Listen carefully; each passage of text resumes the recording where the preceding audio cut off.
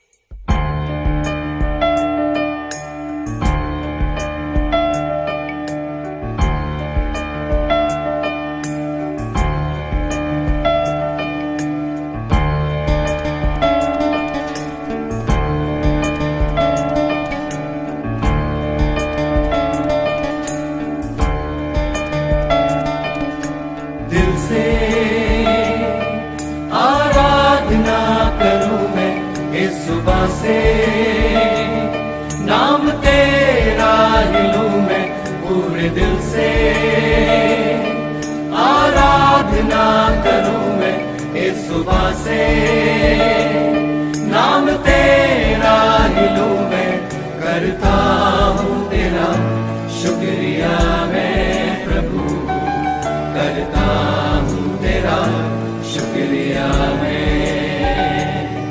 करता हूं तेरा शुक्रिया मैं प्रभु, करता हूं तेरा शुक्रिया मैं। तेरे फजल में, तेरी दया में लिपटा मैं रहता हूँ। तेरे फजल में, तेरी दया में लिपटा मैं रहता हूँ, मैं रहता हूँ, मैं रहता हूँ।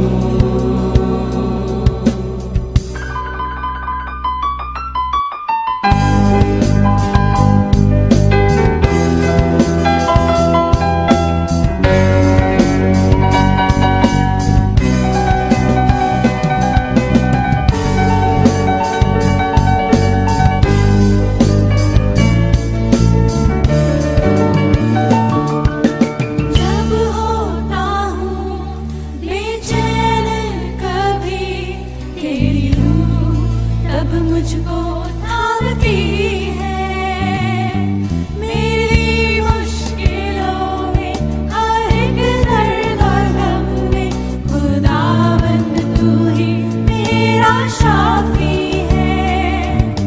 जब होता हूँ बेचैन कभी तेरी रूह तब मुझको थामती है। मेरी मुश्किलों में हर एक दर्द और गम में खुदावंद तू ही मेरा शाफी है। करता हूँ तेरा शुक्रिया मैं प्रभु, करता हूँ तेरा शुक्रिया मैं, करता हूँ तेरा शुक्रिया मैं प्रभु, करता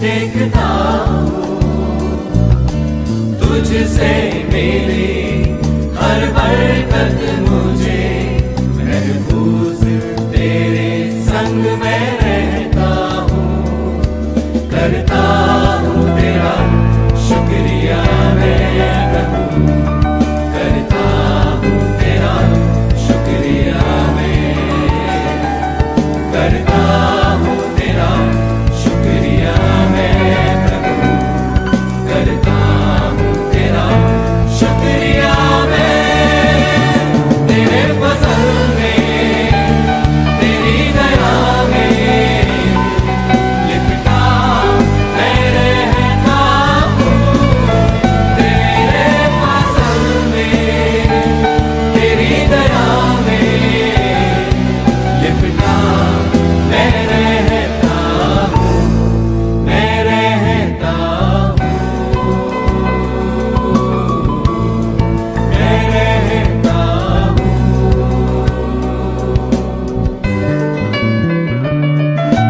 दिल से आराधना करूं मैं इस सुबह से, नाम तेरा ही लूं मैं पूरे दिल से, आराधना करूं मैं इस सुबह से, नाम तेरा ही लूं मैं, करता हूँ तेरा शुक्रिया मैं प्रभु, करता हूँ तेरा शुक्रिया मैं, करता हूँ तेरा शुक्रिया मैं प्रभु, करता हूँ तेरा शुक्रिया मैं, तेरे फजल में तेरी दया में लिपटा मैं रहता हूँ, तेरे फजल में तेरी दया में लिपटा मैं रहता हूँ, मैं रहता हूँ, मैं रहता हूँ, मैं रहता हूँ, मैं रहता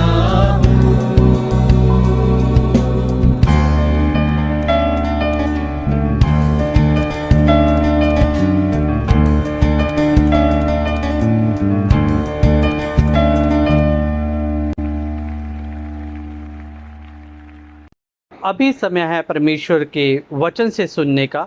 तो आइए हम आज के दिन के लिए परमेश्वर से मांगे कि आज के वचन हमारे हृदयों में उतरकर तमाम उस बीज के समान जो बीज खेत में पड़कर अपने आप को मारकर 1000 गुना और मल्टीपल उसमें फ्रूट लेकर आता है, तो हम भी परमेश्वर से प्रार्थना करें कि आज का वचन हमारे हृदयों में उतरकर जब अपने दिनों में आए तो तमाम वो फ्रूटफुल रहे, ताकि हम परमेश्वर के लिए बहुत सारी आत्माओं को जीत सकें।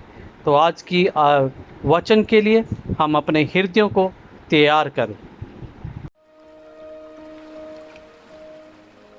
जब मसीह यीशु को ये मालूम हुआ कि फरीसियों के मध्य उनके विषय में चर्चा हो रही है कि वो योहन से अधिक शिष्य बनाते और बपतिस्मा देते हैं, यद्यपि स्वयं मसीह यीशु नहीं परंतु उनके शिष्य बपतिस्मा देते थे, तब वो यहूदिया प्रदेश छोड़कर पुनः गलील प्रदेश को लौटे और उन्हें शोमरोन प्रदेश में से होकर जाना पड़ा। वो शोमरोन प्रदेश के सुखार नामक नगर पहुंचे।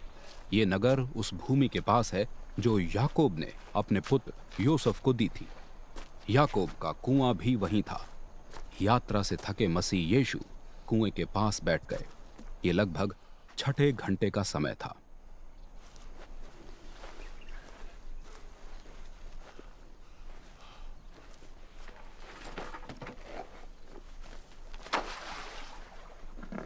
उसी समय शोमरोन वासी एक स्त्री उस कुएं से जल भरने आई। मसीह यीशु ने उससे कहा, मुझे पीने के लिए जल दो। उस समय मसीह यीशु के शिष्य नगर में भोजन लेने गए हुए थे। इस पर आश्चर्य करते हुए उस शोमरोनी स्त्री ने मसीह यीशु से पूछा, आप यहूदी होकर मुझ शोमरोनी से जल कैसे मांग रहे हैं?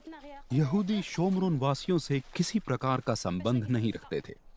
मसीह यीशु ने उत्तर दिया, यदि तुम परमेश्वर के वरदान को जानती और ये पहचानती कि वो कौन है जो तुमसे कह रहा है मुझे पीने के लिए जल दो, तो तुम उससे मांगती और वो तुम्हें जीवन का जल देता। स्त्री ने कहा, किंतु श्रीमान, आपके पास तो जल निकालने के लिए कुछ भी नहीं है और कुआं बहुत गहरा है। जीवन का जल आपके पास कहां से आया? आप हमारे कुल पिता याकूब से बढ़कर तो नहीं हैं, जिन्होंने हमें ये कुआं दिया, जिसमें से स्वयं उन्होंने, उनकी संतान ने और उनके पशुओं ने भी पिया।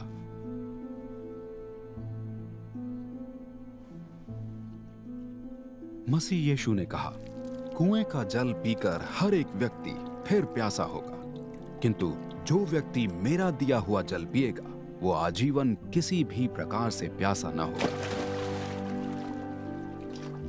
और वो जल जो मैं उसे दूंगा उसमें से अनंत काल के जीवन का सोता बनकर फूट निकलेगा। ये सुनकर स्त्री ने उनसे कहा, श्रीमन, आप मुझे भी वो जल दीजिए कि मुझे न प्यास लगे और ना ही मुझे यहां तक जल भरने आते रहना पड़े। मसीह यीशु ने उससे कहा, जाओ अपने पति को यहां लेकर आओ। स्त्री ने उत्तर दिया, मेरे पति नहीं है। मसीह यीशु ने उससे कहा, तुमने सच कहा कि तुम्हारा पति नहीं है। सच ये है कि 5 पति पहले ही तुम्हारे साथ रह चुके हैं और अब भी जो तुम्हारे साथ रह रहा है तुम्हारा पति नहीं है। ये सुन स्त्री ने उनसे कहा, श्रीमन, ऐसा लगता है कि आप भविष्यद्वक्ता हैं। हमारे पूर्वज इस पर्वत पर आराधना करते थे, किंतु आप यहूदी लोग कहते हैं कि यरूशलेम ही वो स्थान है जहां आराधना करना सही है। मसीह यीशु ने उससे कहा, मेरा विश्वास करो कि वो समय आ रहा है जब तुम न तो इस पर्वत पर पिता की आराधना करोगे और न यरूशलेम में। तुम लोग तो उसकी आराधना करते हो जिसे तुम जानते नहीं। हम उनकी आराधना करते हैं जिन्हें हम जानते हैं, क्योंकि अंततः उद्धार यहूदियों में से ही है। वो समय आ रहा है, बल्कि आ ही गया है, जब सच्चे भक्त पिता की आराधना अपनी अंतरात्मा और सच्चाई में करेंगे, क्योंकि पिता अपने लिए ऐसे ही भक्तों की खोज में है। परमेश्वर आत्मा है, इसलिए आवश्यक है कि उनके भक्त अपनी आत्मा और सच्चाई में उनकी आराधना करें। स्त्री ने उनसे कहा, मैं जानती हूं कि मसीह, जिन्हें ख्रीस्त कहा जाता है, आ रहे हैं। जब वो आएंगे तब सब कुछ साफ कर देंगे। मसीह यीशु ने उससे कहा, मैं जो तुमसे बातें कर रहा हूं वही हूं।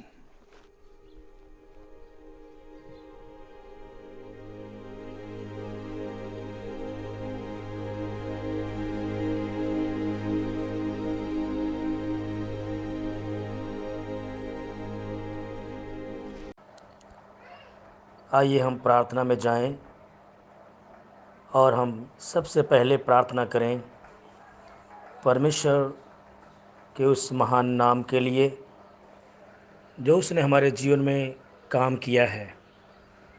हमारे अनुग्रहकारी दयालु पिता परमेश्वर, हम आपका धन्यवाद देते हैं प्रभु, आज के इस दिन के लिए जो आपने हमारे जीवन में आपने अद्भुत चमत्कार किए हैं। प्रभु, हम धन्यवाद देते हैं कि आपने छोड़ा नहीं, त्यागा नहीं। प्रभु, ये आपकी महान करुणा और दया का फल है। सेनाओं के परमेश्वर, आप जो पवित्र हैं प्रभु, हम आपके नाम को ऊंचा उठाते हैं। प्रभु जी, हम धन्यवाद करते हुए आपके सम्मुख आते हैं कि प्रभु जी, हमारे जीवनों से आपका नाम पवित्र माना जाए। प्रभु, हमारी प्रार्थना है प्रभु जी, आपका नाम महिमा पाए।